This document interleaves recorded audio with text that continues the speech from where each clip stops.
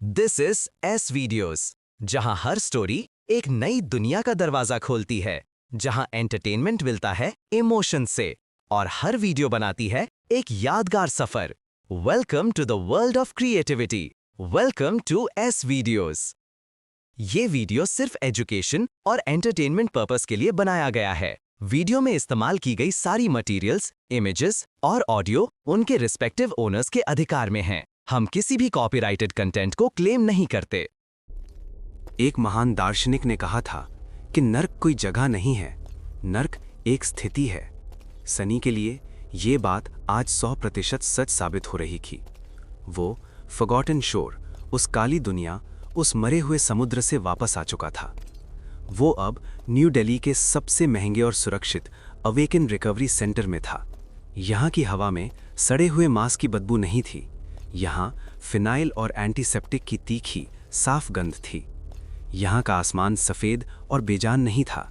खिड़की के बाहर शहर की सुरमई आसमान था, जिस पर शहर की रंग बिरंगी नियॉन लाइट्स चमक रही थीं। यहाँ कोई राक्षस नहीं थे, सिर्फ सफ़ेद वर्दी पहने डॉक्टर और नर्सें थीं जो मशीनों की निगरानी कर रहे थे। सब कुछ सामान्य था, सब कुछ सुरक्षित था, लेकिन सनी को ऐसा लग रहा था जैसे उसका दम घुट रहा है। वो बिस्तर पर लेटा हुआ छत को घूर रहा था। उसकी आंखों में नींद नहीं थी। नींद आएगी भी कैसे? जब भी वो आंखें बंद करता, उसे नैना का चेहरा दिखाई देता, खून से लथपथ, अकेली, उस टूटी हुई मीनार में फंसी हुई। और फिर उसे वो शब्द सुनाई देते, लॉस्ट फ्रॉम लाइट, उसका ट्रू नेम, उसकी आज़ादी की मौत का फरमान। मैंने अपने हाथ को अपनी आंखों के सामने उठाया। ये कांप नहीं रहा था। अजीब है, मुझे लगा था कि इतना सब होने के बाद मैं कांप रहा होऊंगा, लेकिन मेरे हाथ स्थिर थे, पत्थर की तरह स्थिर। शायद मेरे अंदर कांपने के लिए कुछ बचा ही नहीं था। बधाई हो सनी, तुम जिंदा हो, तुम अमीर हो, तुम एक एलीट अवेकेंड हो, और तुम एक पालतू कुत्ता भी हो। मेरे सीने में एक जलन थी। ये शारीरिक नहीं थी, ये शैडो बॉन्ड था। मैं महसूस कर सकता था कि एक अदृश्य जंजीर मेरी रूह से जुड़ी हुई है, और उस जंजीर का दूसरा सिरा कहीं बहुत दूर एक दूसरी दुनिया में नैना के हाथ में है। भले ही वो वहाँ है और मैं यहाँ, मैं उसका गुलाम हूँ। अगर वो वहाँ से आदेश दे, भले ही वो कितनी भी दूर क्यों ना हो, मेरा शरीर उसका पालन करेगा। दरवाज़ा खुला, नर्स अंदर आई। उसके हाथ में एक ट्रे थी। मिस्टर सनी, आप जाग रहे हैं? डॉक्टर ने कहा है कि आपको आराम की ज़रूरत है। मैंने उसे देखा। वो मुझे ऐसे देख रही थी जैसे मैं कांच का बना हूँ। मैं ठीक हूँ, मैंने कहा। मेरी आवाज़ फटी हुई थी। ऐसा लग रहा था जैसे मैंने हफ्तों से बात नहीं की है। आपके दोस्त? नर्स हिचकिचाई। आपके साथी जो आपके साथ आए थे, वे आपसे मिलना चाहते हैं। वे बाहर लॉबी में इंतज़ार कर रहे हैं। दोस्त? मेरे होठों पर एक कड़वी मुस्कान आ गई। कबीर और काशवी, वो लड़की जिसे मैंने अपनी पीठ पर उठाया था, वो अंधी लड़की जिसके लिए मैंने राक्षसों से लड़ाई की, और बदले में उसने क्या किया? उसने मेरा नाम नैना को बता दिया। उसने मुझे बेच दिया। उन्हें अंदर भेजो, मैंने कहा। नर्स चली गई। कुछ मिनट बाद दरवाज़ा फिर खुला। कबीर अंदर आया। वो अब भी अस्पताल के कपड़ों में था। उसका चेहरा उतरा हुआ था। उसकी वो चमक, वो पॉप स्टार वाली आभा गायब थी, और उसके पीछे काशवी थी। वो अपनी लकड़ी की छड़ी के सहारे चल रही थी। उसकी आंखों पर पट्टी बंधी थी। वो सर झुकाए हुए थी, जैसे कोई अपराधी कटघरे में खुला हो। कबीर मेरे पास आया। उसने मुझे गले लगाना चाहा, लेकिन मेरी आंखों में देखकर रुक गया। सनी, कबीर ने भारी आवाज में कहा, यार मुझे विश्वास नहीं हो रहा कि हम वापस आ गए। नैना का नाम मत लो, मैंने शांत आवाज में कहा। कमरे में सन्नाटा छा गया। कबीर ने काशवी की तरफ देखा। काशवी आगे बढ़ी। उसके हाथ कांप रहे थे। वो मेरे बिस्तर के पास आई। उसे पता था मैं कहाँ हूँ। उसकी छठी इंद्रियों से बता रही थी। सनी, काशवी ने धीरे से कहा, प्लीज मेरी बात सुनो। मैं चुप रहा। मैं चाहता था कि वो बोले। मैं सुनना चाहता था कि वो अपनी गद्दारी को कैसे सही ठहराती है। मैंने ये इसलिए किया क्योंकि मेरे पास कोई विकल्प नहीं था। काशवी रोने लगी। मुझे विजन आया था। मैंने देखा था कि हम सब मरने वाले हैं। मैंने देखा था कि तुम और नैना एक दूसरे को मार रहे हैं। मैंने देखा था कि अगर नैना अकेली नहीं रुकी तो हमने से कोई नहीं बचेगा। तो तुमने भगवान बनने का फैसला किया? मैंने पूछा। मेरी आवाज में गुस्सा नहीं बल्कि बर्फ जैसी ठंडक थी। तुमने तय किया कि किसकी जिंदगी की क्या कीमत है। मैं तुम्हें बचाना चाहती थी, काशवी चिल्लाई। अगर नैना को तुम्हारा नाम नहीं पता होता तो तुम रुक जाते, तुम जिद करते और तुम नैना के साथ उस मीनार में मर जाते। मैं तुम्हें खोना नहीं चाहती थी। तो तुमने मुझे बचाने के लिए मुझे गुलाम बना दिया। मैं बिस्तर से उठ बैठा। मैंने अपनी उंगली उसकी तरफ उठाई। तुम्हें पता है शैडो स्लेव होने का मतलब क्या है काशवी? इसका मतलब है कि मेरा अपना कोई वजूद नहीं है। अगर नैना चाहे तो वो मुझसे कह सकती है कि अपने हाथ काट लो और मैं काट लूंगा। अगर वो चाहे तो वो मुझसे कह सकती है कि मर जाओ और मैं मर जाऊंगा। काशवी सिसक रही थी। नैना ऐसा कभी नहीं करेगी। नैना ने वही किया जो उसे जरूरी लगा और तुमने वही किया जो तुम्हें जरूरी लगा। तुम दोनों नेक हो, तुम दोनों हीरो हो और मैं बस वो मोहरा हूं जिसे तुम लोगों ने इस्तेमाल किया। कबीर बीच में आया। सनी, ये ज्यादती है। काशवी ने। तुम चुप रहो कबीर। तुम अच्छे इंसान हो लेकिन तुम भोले हो, तुम्हें समझ नहीं आएगा। मैं बिस्तर से उतरा और खिड़की के पास गया। मैंने शहर की रोशनी को देखा। सुनो काशवी, मैंने उसकी तरफ पीट करके कहा, तुमने मेरी जान बचाई, इसका मैं शुक्रगुजार हूं। अब हम बराबर हैं। मैंने तुम्हें उस वाइट पेड़ से बचाया था, तुमने मुझे मीनार से बचाया। लेकिन दोस्ती, भरोसा? मैंने मुड़कर उसे देखा। वो सब उस फॉरगॉटन शोर पर ही रह गया। आज के बाद तुम मेरे लिए बस एक अंधी लड़की हो जिसे मैं जानता था। काशवी का चेहरा पीला पड़ गया। वो कुछ बोलना चाहती थी लेकिन शब्द नहीं निकले। कबीर ने उसे सहारा दिया। चलो काशवी, कबीर ने कहा, उसे वक्त चाहिए। वे दोनों कमरे से चले गए। मैं फिर से अकेला था, लेकिन इस बार अकेलापन मुझे बुरा नहीं लग रहा था। अकेलापन सुरक्षित था। अगर कोई तुम्हारे पास नहीं है तो कोई तुम्हारी पीठ में छुरा नहीं घोंप सकता। सनी खिड़की के पास खड़ा था, अपने विचारों में खोया हुआ। तभी उसके कमरे का दरवाजा एक बार फिर खुला। इस बार कोई दोस्त नहीं था, इस बार सरकार थी। मास्टर जानवी, वही महिला जिसने सनी को अकादमी में भर्ती करवाया था। वो अपनी नीली मिलिट्री यूनिफॉर्म में थी। उसके कंधे पर नए बैज लगे थे। वो और भी ज्यादा प्रभावशाली और डरावनी लग रही थी, लेकिन आज उसकी आंखों में थोड़ी सी चमक थी। तो जानवी ने कमरे में दाखिल होते हुए कहा, स्लम का चूहा वापस आ गया, और वो भी एक शेर बनकर। सनी ने मुड़कर उसे देखा। मास्टर जानवी, क्या आप मुझे गिरफ्तार करने आई हैं? जानवी हंसी, एक सूखी नीरस हंसी। गिरफ्तार? मजाक कर रहे हो? तुम टीवी नहीं देखते क्या? उसने रिमोट उठाया और कमरे में लगा बड़ा स्क्रीन ऑन कर दिया। न्यूज़ चैनल चल रहा था और स्क्रीन पर सनी, नैना, काशवी और कुणाल कैस्टर की तस्वीरें थी। ब्रेकिंग न्यूज़, फॉरगॉटन शोर के सर्वाइवर्स वापस लौटे। 300 में से सिर्फ 7 जीवित बचे। अमर सितारा नेफिस ने मानवता के लिए दिया बलिदान। सनी, काशवी और कबीर नए युग के हीरो। हीरो, सनी ने घृणा से कहा। उन्होंने हमें हीरो बना दिया? लोगों को कहानियां चाहिए सनी। जानवी ने टीवी बंद कर दिया। उन्हें उम्मीद चाहिए। हजारों बच्चे उस गेट में मारे गए। अगर हम जनता को सच बताएंगे कि वहां क्या हुआ था, कि तुम लोग आपस में लड़ रहे थे, एक दूसरे को मार रहे थे, तो दंगे हो जाएंगे। इसीलिए हमने तुम्हें हीरो बना दिया। वो सनी के पास आई और एक फाइल टेबल पर रख दी। ये तुम्हारा नया स्टेटस है। सरकार ने तुम्हें अवेकन रैंक पर रजिस्टर कर लिया है। तुम्हें मेडल मिलेगा, पैसा मिलेगा और बहुत सारी इज्जत। लेकिन उसने अपनी आवाज धीमी की, लेकिन मुझे असली रिपोर्ट चाहिए। कुणाल कैसे मरा? सनी में जानवी की आंखों में देखा। वो झूठ नहीं बोल सकता था, लेकिन वो सच को तोड़ मरोड़ सकता था। कुणाल एक हीरो की मौत मरा। उसने एक बहुत बड़े टेरर से लड़ते हुए अपनी जान दी। उसने हमें बचाने के लिए खुद को कुर्बान कर दिया। ये आधा सच था। कुणाल लड़ा था, वो मरा था। जानवी ने सनी को घूरा। उसे पता था कि सनी कुछ छिपा रहा है, लेकिन उसने कुलेदा नहीं। ठीक है, यही कहानी हम रिकॉर्ड में डालेंगे। सूर्यवंशी कबीला अपने वारिस की मौत से खुश नहीं होगा, लेकिन अगर वो हीरो बनकर मरा है तो वो चुप रहेंगे। जानवी मुड़ी। वैसे सनी, जानवी ने जाते जाते कहा, मैंने तुम्हें वो सिक्का दिया था, याद है? हाँ। सनी ने अपनी जेब टटोली। वो काला सिक्का अभी भी उसके पास था। उसकी कीमत बढ़ गई है, जानवी ने कहा। तुम अब सिर्फ एक स्लीपर नहीं हो, तुम एक ऐसे नर्क से लौट कर आए हो जहां मास्टर भी जाने से डरते हैं। मेरी टीम में तुम्हारे लिए जगह खाली है, सोच लेना। जानवी चली गई। सनी ने वो फाइल उठाई। उसके बैंक अकाउंट में एक बड़ी रकम ट्रांसफर हो चुकी थी, करोड़ों क्रेडिट्स। वो अमीर था, वो प्रसिद्ध था, वो ताकतवर था। उसने अपनी स्टेटस विंडो खोली।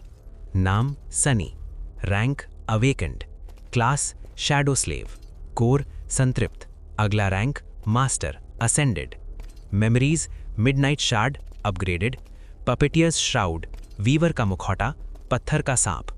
और एक नई मेमोरी, एक काला कांच का बॉक्स, मेमोरी कोवेटस कोफर। ये उस मिमिक से मिला था जिसे उन्होंने मारा था। ये एक ऐसा संदूक था जो सामान को स्टोर कर सकता था और अपने आप चल सकता था। सनी का अपना चलता फिरता बैंक। ठीक है, सनी ने एक गहरी सांस ली। उसने अपने अस्पताल के कपड़े उतारे और अपनी नई महंगी अवेकेंड पोशाक जो सरकार ने दी थी पहनी। काला शर्ट, काली पैंट और वो लंबा काला कोट। उसने शीशे में खुद को देखा। वो डरा हुआ भूखा बच्चा नहीं था। उसकी आंखों में एक गहराई थी, काले समुद्र जैसी गहराई। उसकी त्वचा पीली थी, जैसे धूप ने उसे छोड़ दिया हो, और उसकी परछाई वो पहले से कहीं ज्यादा डरावनी थी। सनी ने नैना ने मुझे कार भेजा, सनी ने अपनी परछाई से कहा। उसने सोचा उसने मुझे बचा लिया, लेकिन उसने मुझे नहीं बचाया। उसने बस मुझे एक नए पिंजरे में डाल दिया। लेकिन कोई बात नहीं, मैं इस पिंजरे को तोड़ दूंगा। उसने मुट्ठी भींच ली। मैं इतना ताकतवर बनूंगा कि न कोई इंसान, न कोई राक्षस और न ही कोई मास्टर मुझे कंट्रोल कर सके। मैं अपनी किस्मत खुद लिखूंगा। सनी ने अस्पताल का कमरा छोड़ दिया। वो लिफ्ट से नीचे आया और लॉबी से बाहर निकला। बाहर पत्रकारों की भीड़ थी, कैमरा चमक रहे थे। मिस्टर सनी, क्या यह सच है कि आपने टाइटन को देखा? नैना के आखिरी शब्द क्या थे? सनी रुका। उसने अपना वीवर का मुखौटा निकाला और चेहरे पर लगा लिया। पत्रकार हैरान रह गए। सनी ने कुछ नहीं कहा।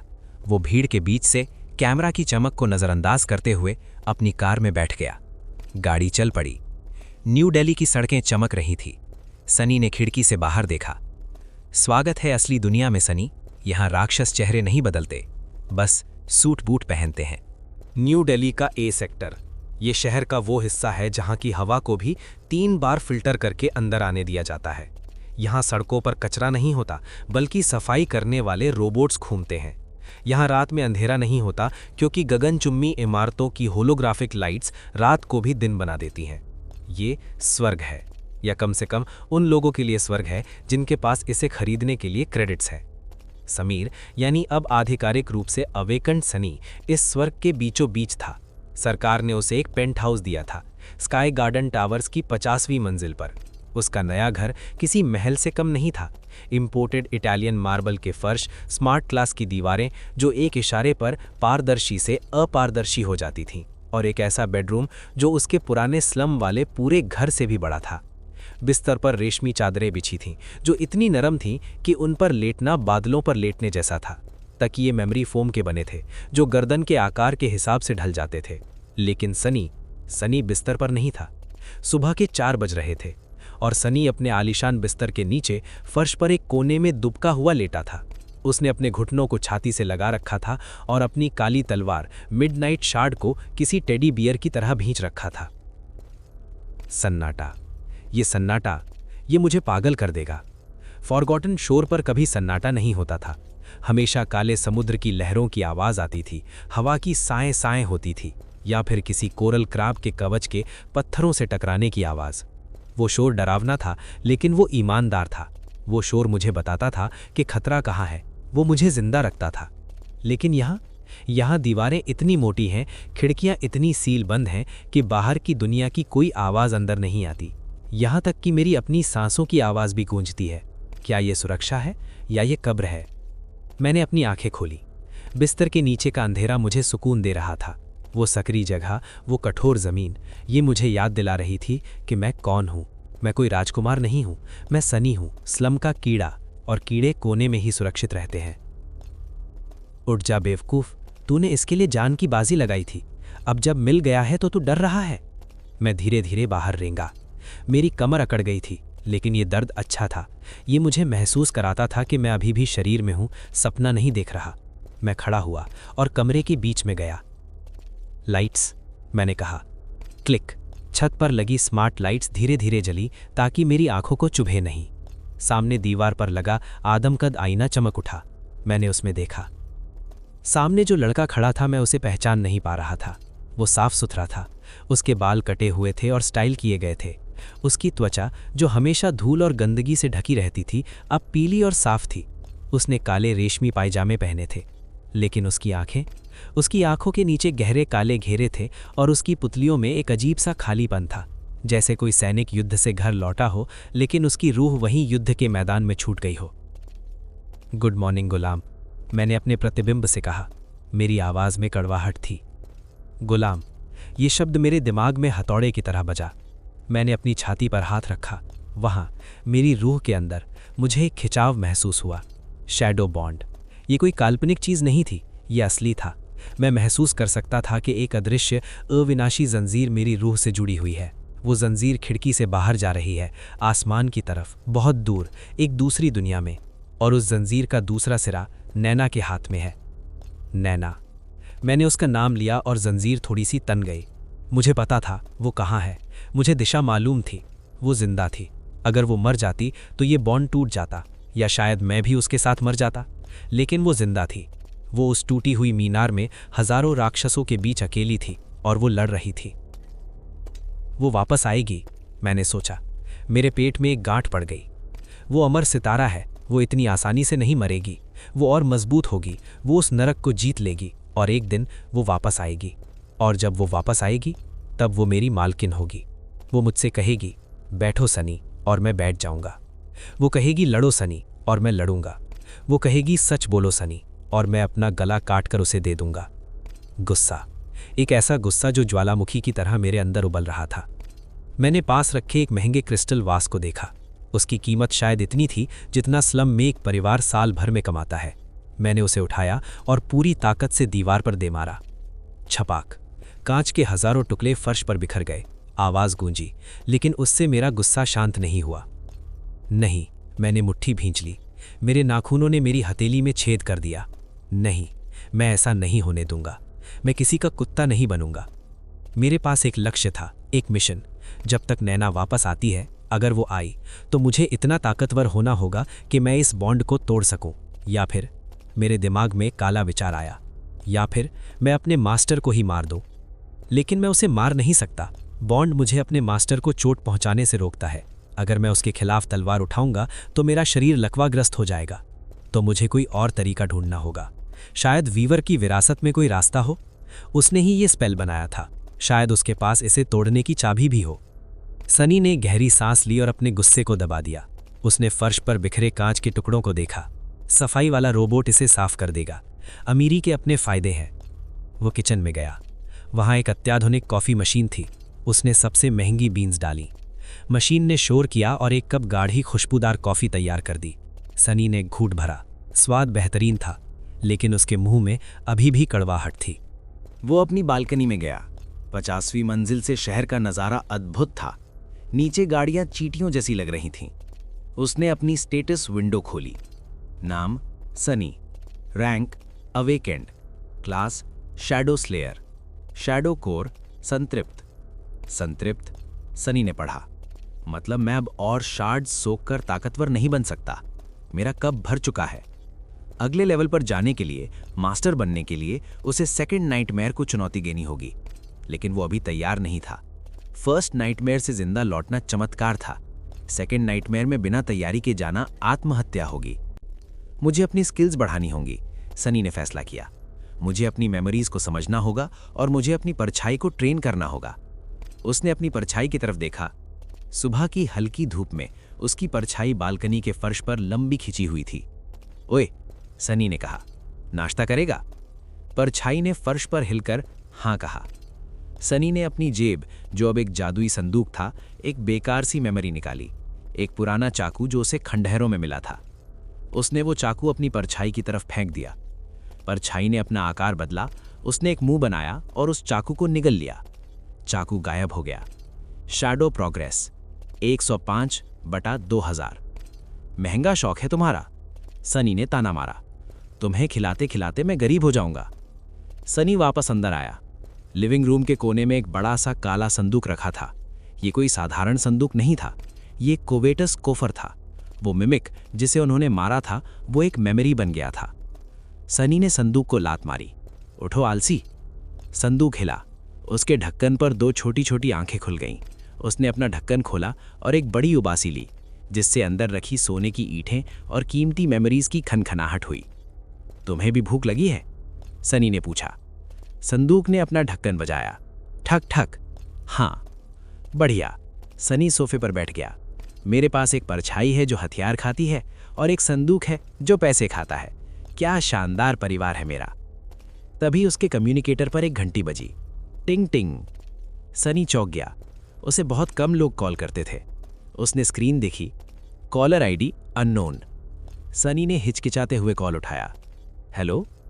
दूसरी तरफ से एक भारी मर्दाना आवाज आई। क्या मैं मिस्टर सनी से बात कर रहा हूं? फॉरगॉटन शोर के हीरो। सनी की भौहें तन गईं। मैं वही हूं। आप कौन? मैं नाइट वॉकर गिल्ड का रिक्रूटर हूं। हमने आपकी उपलब्धियों के बारे में सुना है। हम आपको अपने गिल्ड में शामिल होने का निमंत्रण देना चाहते हैं। पैकेज बहुत आकर्षक है। महीने के 10 मिलियन क्रेडिट्स, एक विला और... नहीं, सनी ने बीच में ही काट दिया। रिक्रूटर रुका। माफ कीजिए, क्या आपने रकम नहीं सुनी? मैंने सुनी, लेकिन मुझे पालतू कुत्ता बनने का शौक नहीं है। मेरे पास पहले से ही एक पट्टा है। मुझे दूसरा नहीं चाहिए। उसने फोन काट दिया। गिल्ड्स, सनी ने नफरत से कहा। सब मुझे खरीदना चाहते हैं। वे मुझे एक ट्रॉफी की तरह अपनी दीवार पर टांगना चाहते हैं। उसे पता था कि अगर वो किसी गिल्ड में शामिल हुआ तो उसे उनकी राजनीति का हिस्सा बनना पड़ेगा। उसे उनके आदेश मानने पड़ेंगे, और आदेश शब्द से सनी को खूब नफरत थी। लेकिन एक समस्या थी। वो ऊब रहा था और उसका गुस्सा बढ़ रहा था। उसे किसी को मारने का मन कर रहा था, किसी को पीटने का मन कर रहा था, लेकिन वो असली दुनिया में किसी को मार नहीं सकता था। यहाँ कानून था। मुझे एक आउटलेट चाहिए, सनी ने सोचा। मुझे लड़ने की जरूरत है, लेकिन मैं अपनी पहचान सामने नहीं ला सकता। अगर लोगों को पता चला कि हीरो सनी एक क्रूर हत्यारा है तो मुसीबत हो जाएगी। उसने अपनी मेमोरीज की लिस्ट खोली। उसकी नज़र एक आइटम पर पड़ी। वीवर का मुखड़ा। एबिलिटी, ये पहनने वाले की पहचान, आवाज़ और ट्रू नेम को छिपा देता है। सनी के होठों पर एक शैतानी मुस्कान आ गई। अगर मैं अपनी पहचान छिपा लूं तो मैं कुछ भी कर सकता हूं। उसने अपना वीआर पॉड ऑन किया। ड्रीमस्केप, ये एक वर्चुअल रियलिटी दुनिया थी जहां अवेकेंड एक दूसरे से लड़ते थे। ये सुरक्षित था क्योंकि असली शरीर को चोट नहीं लगती, लेकिन यहाँ का अनुभव बिल्कुल असली जैसा था। यहाँ लोग अपनी रैंक बढ़ाने और पैसे कमाने के लिए लड़ते थे। सनी ने पॉड में कदम रखा। लॉगिन, उसने कहा। सिस्टम ने पूछा, कृपया अपना अवतार चुनें। सनी ने वीवर का मुखड़ा पहना। सिस्टम कंफ्यूज हो गया। पहचान सत्यापित करने में असमर्थ। क्या आप एक नया अननाम प्रोफाइल बनाना चाहते हैं? सनी ने कहा, हाँ। कृपया अपना उपनाम दर्ज करें। सनी ने एक पल के लिए सोचा। वो एक हीरो नहीं था, वो एक विलन भी नहीं था। वो एक स्लम का लड़का था, एक परछाई था, एक गुलाम था।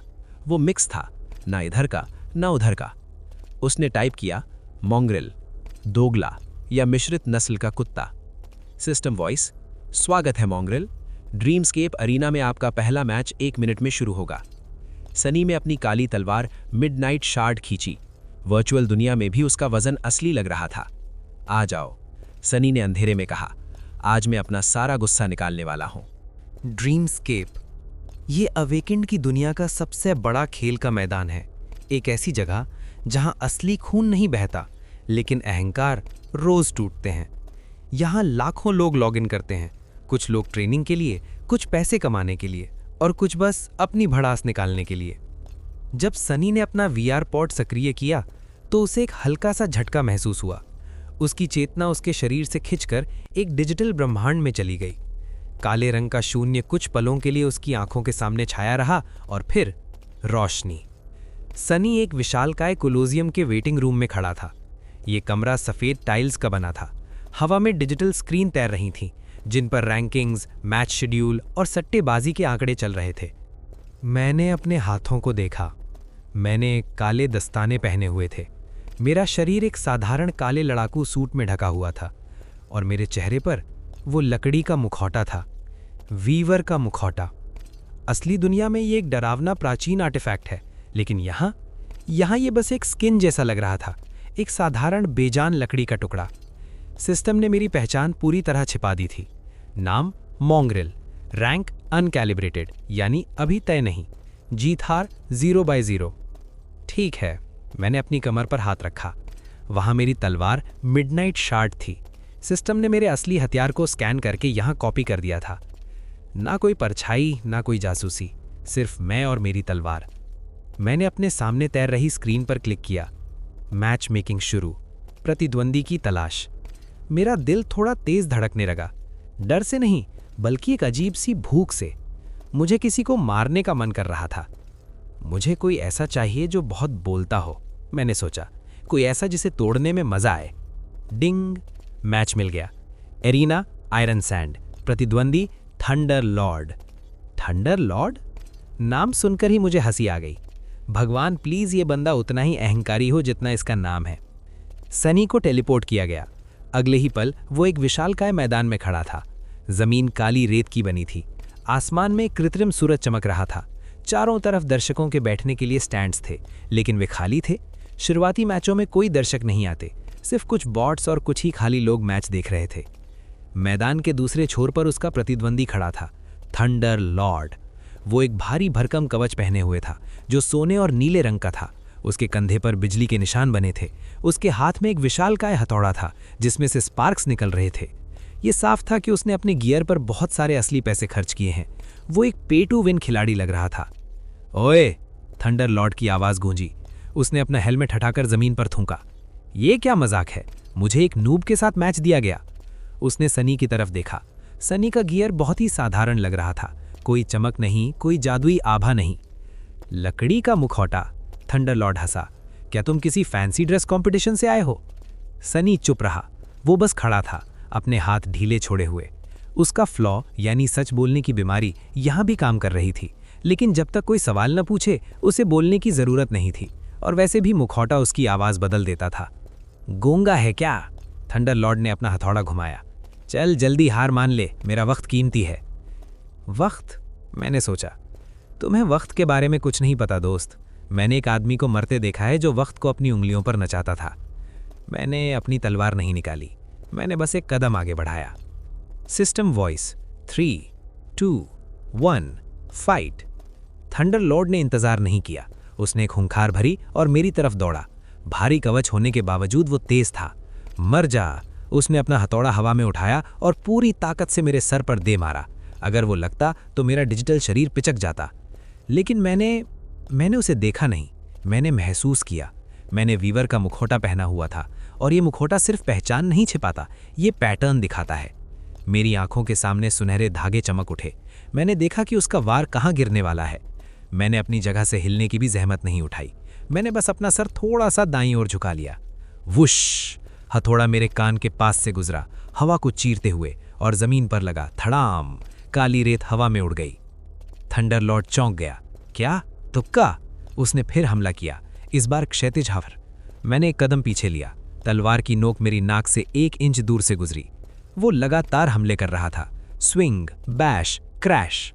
और मैं बस टहल रहा था, दाएं बाएं पीछे। मैंने अपनी तलवार मयान से निकाली तक नहीं थी। रुक! थंडर लॉर्ड हाफने लगा। उसका स्टैमिना कम हो रहा था। चूहे, एक जगह खड़ा रहे, लड़ मुझसे।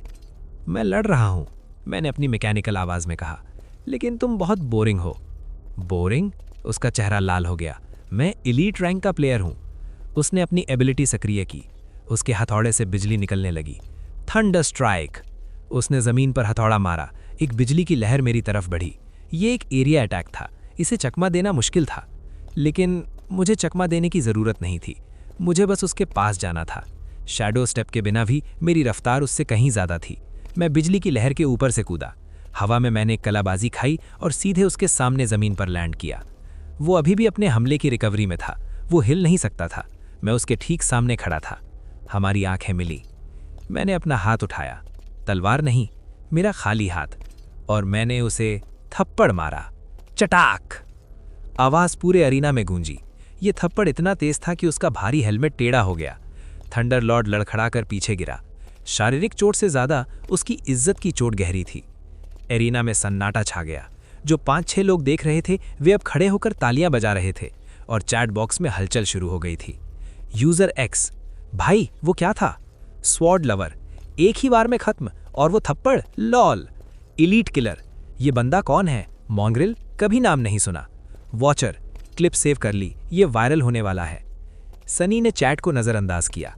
उसने गहरी सांस ली। उसे लगा था कि जीतने के बाद उसे खुशी मिलेगी, लेकिन उसे कुछ महसूस नहीं हुआ।